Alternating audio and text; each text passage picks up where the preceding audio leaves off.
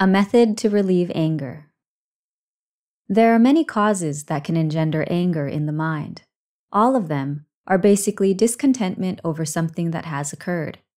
You will know well for yourself which specific cause it is.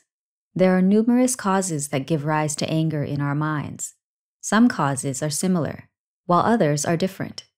It is impossible to compile all of the causes of anger into this book because there are so many individual reasons. Mostly, once anger has arisen, there is no understanding of the methods, ubaya, to fix that anger so that it subsides.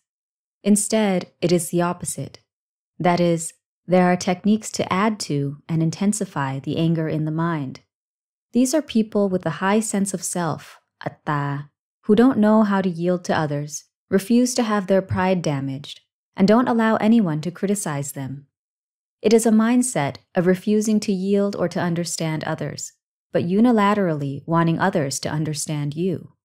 It is always making yourself out to be the one who is right and the one who beats others. This kind of character exists in those who are selfish, some of whom are lay people, and some of whom are ordained individuals. As for monks, these types of things will not exist in their minds because monks already possess morality, sila, and righteousness, Dhamma, within their minds. That is why they are given the conventional samutti name, pra. Pra means one who is supreme in morality and righteousness, does not cause harm or danger for others, doesn't cause trouble or suffering for others, and only generates virtuous benefit for oneself and for others in order to foster peace and happiness for society forever. This is the method to relieve anger. Suppose that anger has arisen in your mind. As for the cause, you will know for yourself that it was caused by this. The method is, you must find a place that is sufficiently peaceful. Sit down and focus awareness, sati, solely on the preoccupation, aramana, of anger within the mind. If the anger is intense, be aware of it. If the anger is slight, then be aware of it. Keep the awareness continuously attuned to the preoccupation of anger. In other words, stay unremittingly focused and mindful of the preoccupation of anger. In not too long a time, that preoccupation of anger will gradually lessen. The anger that was intense will continue to subside. You will know that your anger has lessened. Continue doing this until the anger has weakened. As for how anger weakens, you will know for yourself that the anger has weakened. Although it may not have been completely cured, there will be some mental relief.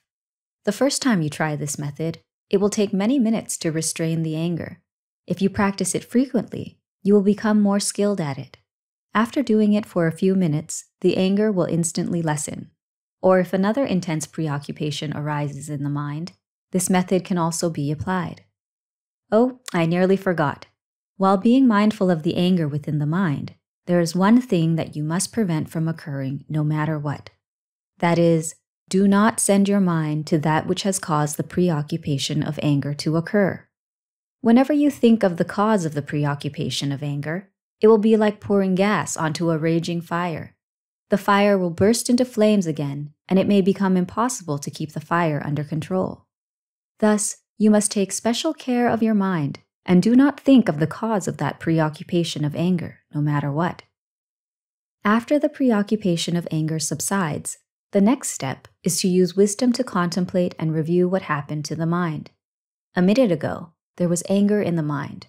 Right now, the anger in the mind is not so intense, or it has diminished. Now is the time to use wisdom, to train the mind and teach the mind, to know the cause of the mind's suffering, as I have already explained previously. If there is a lot of anger, it will be impossible to use any wisdom. The anger needs to be lessened. The way to lessen anger is as I have previously described. Wisdom must be used to train the mind and teach the mind when the anger has already reduced in order to obtain results from using wisdom to train the mind. The mind must be made to know and see the harmful consequences and dangers inherent in that anger. What is the reason for the mind's anger? Wisdom must be used to teach the mind to recognize those causes. Later on, be careful not to let the mind become attached to and involved with those kinds of issues again. Make your mind see that there is nothing that can be exactly as you want it to be. Even you are unable to make everyone happy. There must be comprehensive wisdom to see how both you and others are all comparably afflicted by defilements, kilesa, and desires, tanha. When conceit, mana, and ego, atta, collide, anger issues will instantly arise. Thus, you must have forbearance and suppress your mind at all times. Train in suppressing the mind a little at a time until you become used to it. Another thing is, try to train yourself to know how to yield to others. There are many fools, pala, in today's society.